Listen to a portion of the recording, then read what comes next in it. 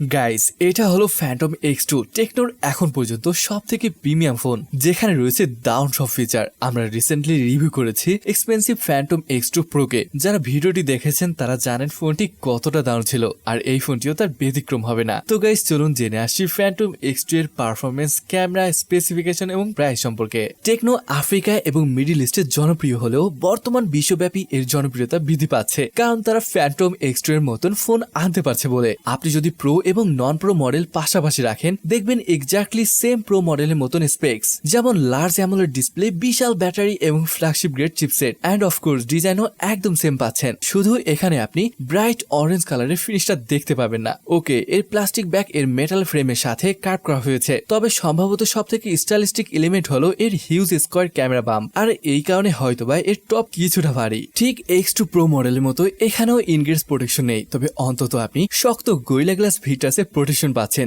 যেটা ডিসপ্লেকে সুরক্ষিত রাখতে পারে। ডিসপ্লেটি 6.8 inch curved OLED with 1080p resolution এবং 120 হার্জের ফাস্ট রিফ্রেশ রেট রয়েছে। এটি X2 Pro এর মতন সেম ডিসপ্লে, শুধু একটা জিনিস ছাড়া, এখানে ব্রাইটনেস বিহেভিয়ার X2 Pro থেকে বেটার ছিল। ডিসপ্লেটির ম্যানুয়াল স্লাইডার দিয়ে সর্বোচ্চ ব্রাইটনেস 500 নিটস ছিল, কিন্তু Phantom X2 auto brightness 700 nits পর্যন্ত বুস্ট করে, যেটা আপনার আউটডোরে প্রয়োজন হতে পারে। ফ্যান্টম X2 এর ডিসপ্লে শার্পনেস ভালো, তবে ওএলইডি হিসেবে এটি বেশ বিপরীত। এখানে এইচডিআর ভিডিওর সাপোর্ট নেই এবং কালার অ্যাকুরেসিও তেমন ভালো লাগেনি, তবে এখানে 120 হার্জের ফাস্ট রিফ্রেশ রেট থাকছে। সোয়াইপিং এবং স্ক্রলিং এ এটি চমৎকার কাজ করে। এখানে high frame rate gaming support করে, এবং যাতে এনার্জি সেভ হয় তার কারণে রিফ্রেশ রেট 60 হার্জে নেমে আসে। ফ্যান্টম X2 তে কোনো স্টোরেজ স্পিকার নেই, এবং সিঙ্গেল স্পিকার হয় এর সাউন্ড কোয়ালিটি তেমন বেটার পাওয়া যাবে না। এই ফোনটিতে রয়েছে আন্ডার ডিসপ্লে ফিঙ্গারপ্রিন্ট সেন্সর, আর এই সেন্সরটি যথেষ্ট স্মুথ এবং ফাস্ট কাজ করে। এবং এই ফোনটি এসেছে 64, 128 এবং 256 জিবি স্টোরেজ অপশনে,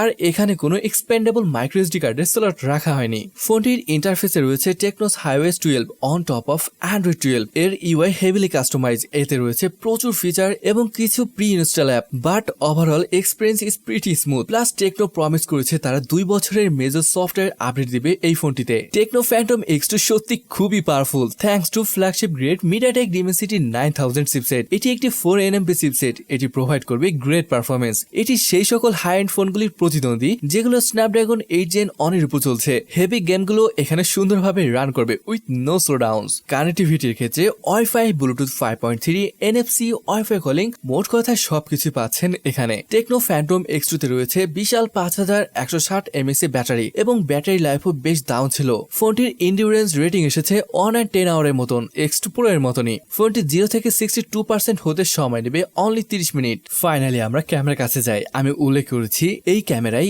X2 Pro থেকে X2 কে আলাদা করেছে। হয়তোবা এখানে আপনি ফ্যান্টম X2 Pro এর রিট্রাক্টেবল পোর্ট্রেট ক্যামেরা পাচ্ছেন না, বাট সাম রিজন এখানে আপনি হায়ার রেজুলেশন এবং ওয়াইস পাবেন এর মেইন ক্যামেরায়। সো ওভারঅল আপনি পাচ্ছেন 64 মেগাপিক্সেলের মেইন ক্যামেরা, সাথে অপটিক্যাল ইমেজ স্টেবিলাইজেশনের সাপোর্ট রয়েছে।